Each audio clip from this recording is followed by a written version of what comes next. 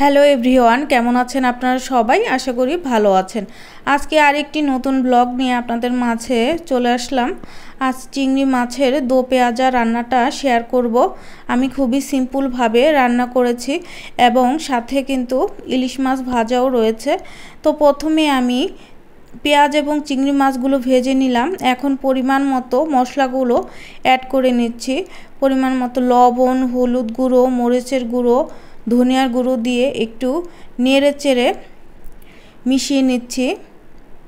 তো এই তো হালকা করে একটু ভেজেও নিলাম।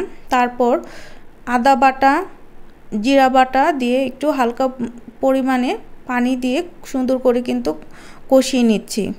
তো এভাবে রান্না করলে কিন্তু অনেক টেস্টি হয় আর এক প্লেট ভাত কিন্তু অনায়াসে খাওয়া যায়।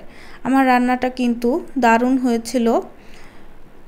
তো এই তো আমার কষানো কিন্তু হচ্ছে প্রায় শেষের দিকে। এখন ঝোলের জন্য পানি অ্যাড করব। আমি ঝোলের জন্য খুব অল্প পরিমাণে পানি অ্যাড করছি। গরম পানিটা ব্যবহার করছি। গরম পানিটা ব্যবহার করলে কিন্তু তরকারির স্বাদটা দ্বিগুণ বেড়ে যায়। তো এই তো ঝোল দিয়ে দিয়েছি। তো এখন শেষে হচ্ছে কাঁচামরিচ দিয়ে দিব। কাঁচামরিচ দিয়ে দিলাম। এখন গরম মশলা দিয়ে কিন্তু নামিয়ে নিব। তরকারিটা আমার কিন্তু হয়ে গিয়েছে। তো আমি এইভাবেই কিন্তু রান্না করি সব সময়।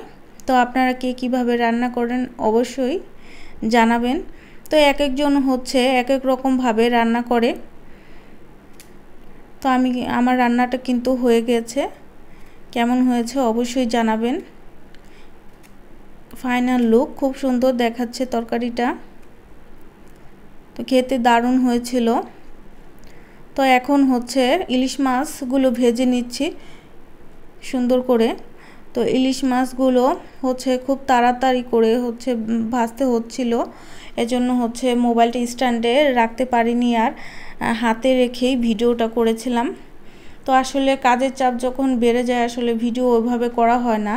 তো আমার তখন অনেক ব্যস্ততা ছিল, যে কারণে হচ্ছে হাতে করেই একটু ভিডিও করে নিচ্ছিলাম যে একটু শেয়ার করব আপনাদের মাঝে। তো আমার মাছ ভাজাগুলো সুন্দর করে হয়ে যাচ্ছে।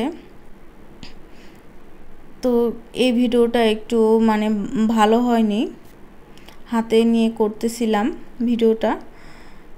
তো সবাই কেমন আছেন অবশ্যই কিন্তু কমেন্টে জানাবেন। আমার চিংড়ি মাছের দো পেঁয়াজাটা কেমন হয়েছে অবশ্যই জানাবেন এবং ভিডিওটা কেমন লাগলো অবশ্যই জানাবেন। ধন্যবাদ সবাইকে আমার সাথে থাকার জন্য। ধন্যবাদ দিয়ে আমার আজকের ব্লগটি এখানে শেষ করছি। সবার জন্য দোয়া এবং ভালোবাসা রইল।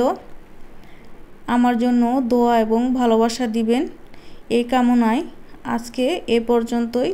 ধন্যবাদ সবাইকে।